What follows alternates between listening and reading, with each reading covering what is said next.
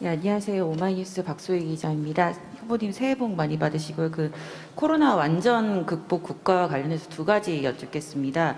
이를 목표로 하겠다고 하시면서 추경 편성 논의를 한 번 더 국회에 요청하셨는데요. 정부에서는 여전히 조금 다소 부정적이어서 정치권이 합의하더라도 대선 전에 추경이 가능할지 좀 여쭙고 싶고요. 코로나 상황에서 교육 격차도 많이 대두됐는데 이 부분에 대해서는 조금 어떤 고민을 하시고 계신지 궁금합니다. 추경에 대해서는 이제 여당 또 야당 또 윤석열 후보와 선대위 또 저의 입장 또 정부의 입장이 너무 차이가 많이 있긴 합니다. 그러나 일치하는 게 하나 있습니다. 지금은 매우 어려운 시기이고 또 자영업자나 소상공인 국민들이 고통을 겪고 있고 또 그에 대해서 국가가 일정 정도 책임을 져야 한다라는 점에 대해서는 이견이 없을 겁니다. 그리고 또 하나 다행스러운 것은 약간의 조건들이 붙거나 군더더기가 있긴 하지만 윤석열 후보께서 여전히 50조 원 지원을 말씀하고 계시고 또 김종인 여전히 위원장 맞나요? 김종인 위원장님의 100조 지원 얘기도 철회된 것은 아닌 것 같습니다. 시기에 문제가 있을 뿐이지. 근데 제가 보기에 우리 정부에서 우려하는 바는 지금 현재 상태로 대규모 추경을 하기 위해서는 국채 발행이 불가피한 상황인데 빚내서 나라 빚 늘리면서 국민 지원하느냐라는 야당의 비난 또는 보수 진영의 비난이 부담이 되는 것으로 판단이 됩니다. 제 주관적인 판단입니다. 그래서 어제 그저께인가요?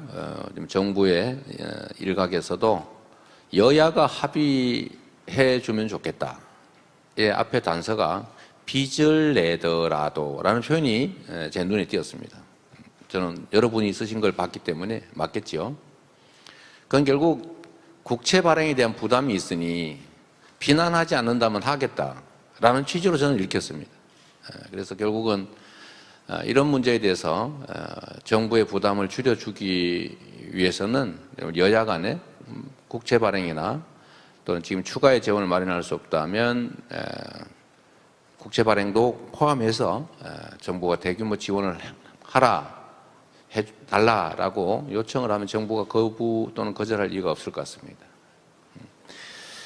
그래서 지금도 이제 아까 제가 기자회견문에도 이제 여야에게 이제 제안 드린다는 말씀을 드렸던 것인데 저는 지금 예상과 다르게 코로나가 또 장기화되고 있고 우리가 위드 코로나로 갈 수 있을 거라고 생각했는데 그걸 전제로 지금 올해 예산도 편성되어 있는데 지금 다시 이제 방역 강화로 국민들이 피해를 추가로 입고 있기 때문에 당연히 이에 상응하는 지원과 보상이 있어야 된다라고 생각합니다.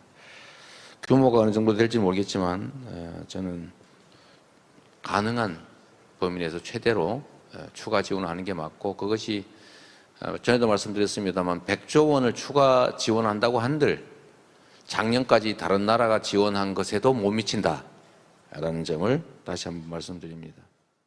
KBS의 송낙규 기자님.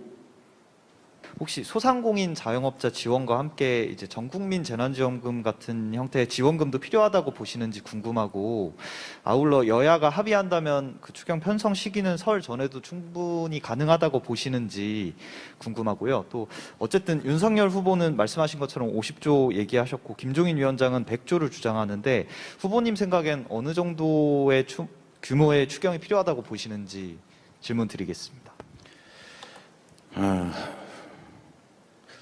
저는 이제 소상공인과 자영업자 지원 방식이 대체적으로 세 가지 정도가 있다고 생각합니다. 첫째는 지금 당장의 위기를 미래로 전가할 수 있도록, 미룰 수 있도록 돈을 빌려주는 금융 지원.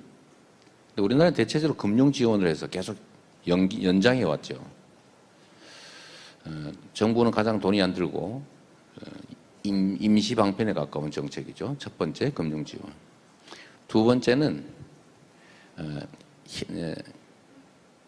현금 지원, 직접 지원입니다.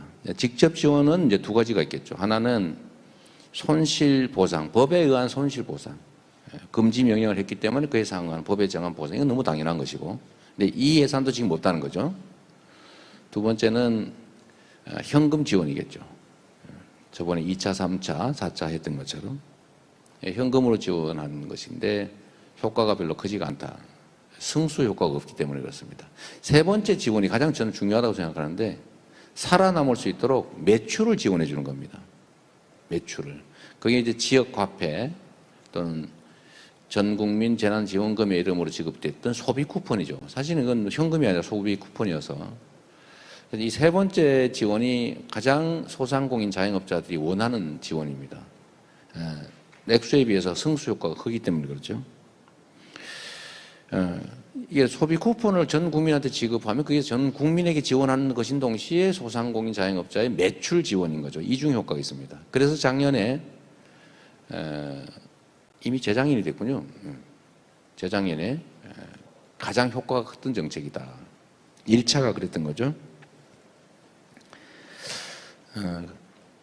전 국민 지원을 그런 방식으로 하면 이중 지원의 효과가 이중 효과가 있기 때문에 좋겠다는 것이고요. 설 전에 가능하겠냐? 저는 당연히 가능하고 가능하면 그렇게 해야 된다고 생각합니다. 정치인들이 뭐 저도 그런 유혹을 느끼지 않는 바는 아닙니다만 정책 결정을 할 때 자기 이익 중심으로 결정하는 경향이 있는데 최대한 절제해야 되겠죠. 오로지 국민과 우리 국가를 중심으로 생각해야 됩니다. 누구한테 이익되느냐, 누구한테 정략적으로 손실이 발생하느냐 이런 거 따지기 전에 국민에게 필요하냐 아니냐를 제1의 기준으로 한다면 하루라도 빨리 하는 게 맞다고 생각하고 충분히 마음먹으면 가능하다. 안타깝게도 야권이 혹시 여당한테 표가 되지 않을까 걱정해서 못하게 막으려고 하는 마음을 갖고 있는 것 같습니다. 그래서 생색은 내되 실제는 안 하는 방식으로 얘기를 하다 보니까 50조 원 지원을 한다면 내가 당선된 후에 하겠다라든지 선거 끝나면 하겠다 이런 얘기를 하게 되는 것 같습니다.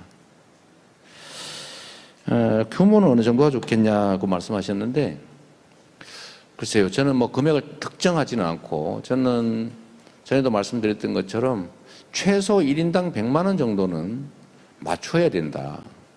근데 대개 총액을 얘기하는 겁니다. 이걸 어떤 방식으로 이건 뭐 여야 협의와 정부가 기획할 일인데 우리는 대개 1인당 50만 원에 못 미치는 정도를 지원했는데 이미 재작년에 다른 나라들은 1인당 100만 원 정도를 지원했기 때문에 최소한 그 정도는 해야 되겠다라고 해서 제가 그때 25조 원 정도 말씀드렸던 것이고요.